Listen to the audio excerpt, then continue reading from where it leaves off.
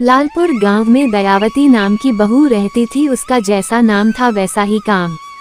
पूरा गांव दयावती को मानता था। दयावती लालपुर की बहू थी। उसका पति रामभरों से खेती किसानी करता था। दयावती घर पर सिलाई कढ़ाई का काम करती। 5वीं तक पढ़ी थी दयावती। समझदार थी। वह चाहती थी कि गांव की लड़कियां कॉलेज तक पढ़ें। जब भी मौका मिलता दयावती लड़कियों को काम की बातें समझाती, उनको पढ़ाती लिखाती। धीरे धीरे गांव की लड़कियां दयावती को मानने लगी। जब देखो तब दयावती के घर लड़कियों का मेला लगा रहता। कोई सिलाई का काम सीख रही है तो कोई पढ़ना लिखना। गांव की बूढ़ी औरतें भी दयावती के घर आने लगी। दयावती इनको भी बड़े प्यार से पढ़ाती।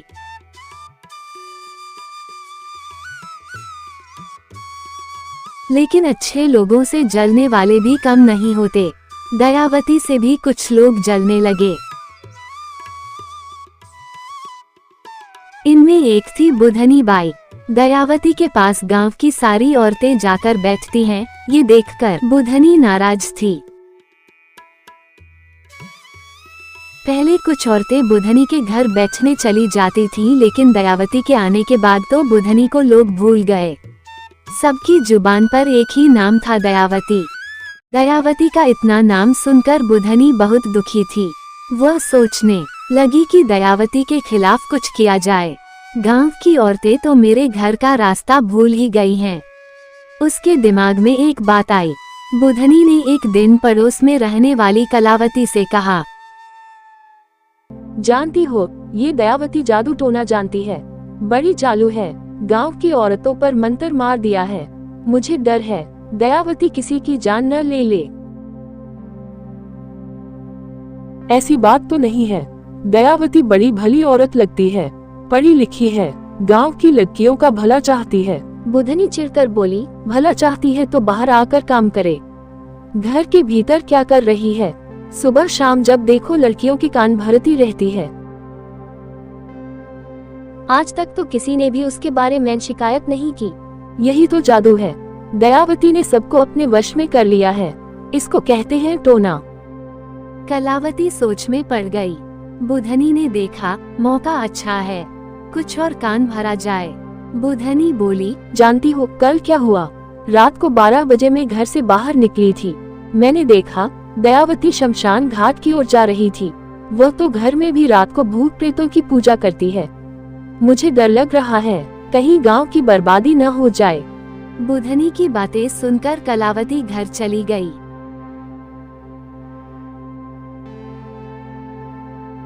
उसने बुधनी की बातें दूसरी औरतों को भी बता दी। धीरे धीरे पूरे गांव में यही खबर फैल गई कि दयावती बहुत टोनी है। उसके कारण गांव में कुछ भी हो सकता है।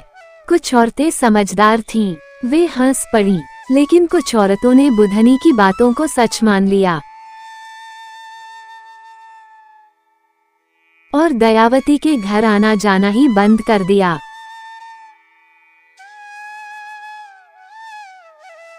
गांव के सभी मर्द एक हो गए। उनके घरों की औरतों ने बाहर निकलना बंद कर दिया।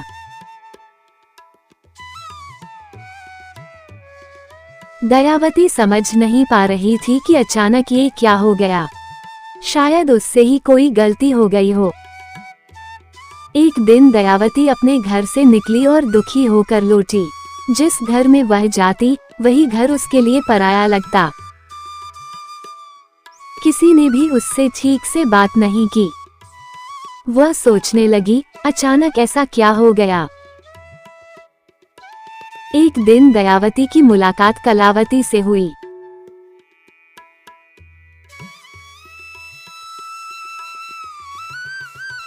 बातों ही बातों में कलावती ने बता दिया कि बुधनी के कारण ही गांव के लोग तेरे खिलाफ हो गए हैं। तुझे टोनी समझ रहे हैं। बाप रे, इतना बड़ा कलंक। दयावती की आंखों में और आंसू आ गए। दयावती सीधे बुधनी के घर पहुंची। बुधनी नाराज होकर बोली, तू मेरे घर क्यों आ गई?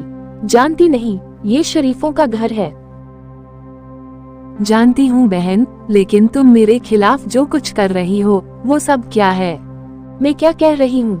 जो गांव के लोग बोल रहे हैं वही बोल रही हूँ। दयावती ने पूछा। क्या कर रही हूँ मैं? जादू टोना, और क्या? ये कोई अच्छी बात है क्या? किस पागल मूर्ख ने ये अफवाह फैला दी? मैं लोगों से प्रेम से बात करती हूँ, उन्हें सिलाई कढ़ाई सिखाती हूँ, उन्हें पढ़ाती हूँ। क्या इसे जादू टोना कहते हैं? बुधनी हंस पड़ी। अरे, ये सब तो तेरी आड़ है। इसी के नाम पर तू लोगों को अपने वश में कर रही है। जितनी औरतें तुम्हारे यहाँ जाती थी, उन सभी के घर में कोई ना कोई बीमार हो जाता था। बोलो क्यों? उसका कारण मैं नहीं, उनकी बीमारी होगी। डॉक्टर से इलाज कराना चाहिए था। बुधनी चीखी। तेरे कारण सब बीमार पड़ रहे हैं। तूने कुछ न कुछ कर दिया है। अब मेरे घर से भी निकल जा, वरना ठीक नहीं होगा। दयावती की आंखों में आंसू आ गए। वो घर लौट आई। सचमुच पूरा गांव उसके खिलाफ हो गया था। सब कहने लगे दयावती टोन्ही है। दयावती जहाँ कहीं जाती, दयावती जहाँ कहीं जाती, लोग उससे मुंह फेर लेते। दयावती का पति राम भरोसे भी शक करने लगा कि उसकी घरवाली टोन्ही है। गांव वालों की बात सुन सुनकर उसे बड़ा गुस्सा आता। फिर आकर दयावती को पीटता, घर से निकाल देता। दयावती अक्सर घर से बाहर बैठी रहती, उदास। धीरे धीरे दयावती की हालत बिगड़ने लगी। सुंदर दयावती भूख प्यास के कारण बीमार रहने लगी। उसका चेहरा अजीब हो गया था। बुधनी ने सबसे कहा, देख लो, मैं कहती थी न, दयावती टोन्ही है। उसका असली रूप अब आया है सामने। गांव की सीधी सादी औरतें बुधनी की बातों को सच मानने लगी। उधर दयावती गांव के बाहर एक झोपड़ी बनाकर रहने लगी। दयावती का मामला पास के शहर तक पहुंच गया। वहां ममता नाम की महिला रहती थी। वो अपनी कुछ सहेलियों के साथ लालपुर पहुंची।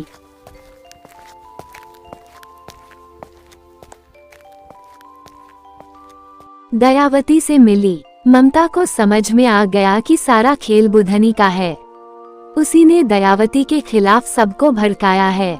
ममता ने दयावती से कहा, तुम चिंता मत करो बहन, सब ठीक हो जाएगा।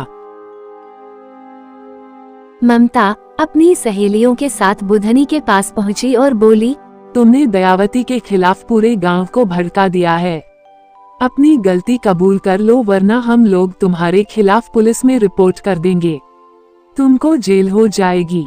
बुधनी अकड़ती रही, बार बार कहती रही कि दयावती टोन्ही है, टोन्ही है, दयावती टोन्ही है, टोन्ही है। बुधनी की बात सुनकर ममता को गुस्सा आ गया। ठीक है, अब मैं सीधे पुलिस के पास जा रही हूँ। तब तुम्हें समझ में आ जाएगा कि कौन है असली टोन्ही। ममता गांव के सरपंच कीरतराम से भी मिली। सरपंच को समझाया, दयावती टोन्ही नहीं है, यह एक भली औरत है। गांव की औरतों की भलाई चाहती है। वैसे भी जादू टोना सब पुरानी बातें हैं, ऐसा कुछ नहीं होता। आप लोग ऐसी बातों पर भरोसा न करें। दयावती पढ़ी लिखी औरत है। हम लोग शहर बुलाकर उसका सम्मान करेंगे। सरपंच कुछ सोच में पड़ गए। ममता बोली, हमें सब पता चल गया है। गांव की बुधनी बाई ने सबको भड़काया है। हम उसको जेल भिजवा देंगे। दयावती को तंग करने वाले हर आदमी औरत को पुलिस पकड़ेगी। पुलिस की बात सुनकर सरपंच घबरा गया। उधर बुधनी भी घबरा रही थी। उसके मन में चोर था ही। सरपंच ने बुधनी के पति रमेश्वर को बुलाया, सारी बात समझाई। रमेश्वर घर आया। उसने बुधनी को पीटना शुरू कर दिया। वह बोले जा रहा था, अरे कलमुही, तेरे कारण एक भली औरत बर्बाद हो गई। हर कोई उस पर शक करने लगा। अरे करम जली, तूने ऐसा पाप क्यों किया? लगता है असली टोन्ही तो तू है। तुझे ही घर से निकालना पड़ेगा। रमेश्वर बुधनी को घर से निकालने लगा। बुधनी रो पड़ी। उसे अपने आप पर शर्म आ रही थी। एक सुंदर और भली औरत को सबकी नजरों से गिरा दिया। राम राम, तूने इतना बड़ा पाप किया। बुधनी ने अपने पति से माफी मांगी, फिर बोली, फौरन चौपाल बुलाओ, मैं सबके सामने माफी मांग लूंगी। मैंने ही दयावती के बारे में गलत बात कही थी। वह टोन्ही नहीं है। वो एक भली औरत है। मैं उससे जलने लगी थी, इसलिए उसे बदनाम कर रही थी। ऊपर वाला मुझे नरक भेजे। गांव की चौपाल बैठी। बुधनी ने हाथ जोड़कर सबसे माफी मांगी, फिर बोली, दयावती का काम देखकर उससे जलने लगी थी, इसलिए उसको टोन्ही बताकर बदनाम कर दिया। वह तो बड़ी भली औरत है, अपने गांव की शान है। दयावती को बदनाम करके मैंने पाप किया है। भगवान भी मुझे माफ नहीं करेगा। आप लोग तो मुझे माफ कर दें। तुमने अपनी गलती मान ली, ये बड़ी बात है। हम सब ने तुमको माफ कर दिया। भाइयों, ये घटना एक सबक है। आजकल कई जगह सीधी सादी औरतों को लोग टोन्ही कह देते हैं, उस पर जुल्म करते हैं। ये दुख की बात है। मेरे विचार से टोन्ही वोन्ही जैसी कोई चीज नहीं होती। बोलो, आप लोग क्या बोलते हैं? हमारे सरपंच ठीक कहते हैं। टोन्ही वाली बात पूरी तरह बेकार है। मैंने तो आज तक कोई टोन्ही नहीं देखी। बेकार में किसी को बदनाम करना गलत है। ये भले घर के लोगों का काम नहीं है। मैं तो कहता हूँ, आपस में प्रेम भाव बनाओ, कुछ भले काम करो, तभी गांव का विकास होगा। किसी के खिलाफ काम मत करो, यही महान जीवन है। हम लोगों की बड़ी किस्मत है कि दयावती जैसी बहू गांव को मिली और उसे हम लोगों ने दुख पहुंचाया। ये पाप है। अब हमारा फर्ज है कि उसे पूरे आदर के साथ गांव लेकर आए। दयावती एक घर की नहीं, पूरे गांव की बहू है। आप लोगों की इजाजत हो तो मैं भी चलूंगी आपके साथ। दयावती के पैर छूकर माफी मांग लूंगी। ये सब देखकर राम भरोसे अपनी करनी पर पछता रहा था। सोच रहा था, उसने फूल जैसी घरवाली को कितने दुख पहुंचाए। उसे गांव में बदनाम किया गया, कितनी परेशानी हुई। तूने हार नहीं मानी, तूने साबित कर दिया कि तू एक महान नारी है। राम भरोसे सोच रहा था, आज उसका जीवन सफल हो गया। उसे दयावती जैसी नेक औरत मिली। ये अच्छा हो गया कि गांव वालों को एक बात समझ में आ गई थी कि टोन्ही की बातें बेकार हैं। ये सब तो किसी को बदनाम करने का ही एक तरीका है। दयावती को लालपुर गांव में फिर कभी किसी ने टोन्ही की बात ही नहीं की।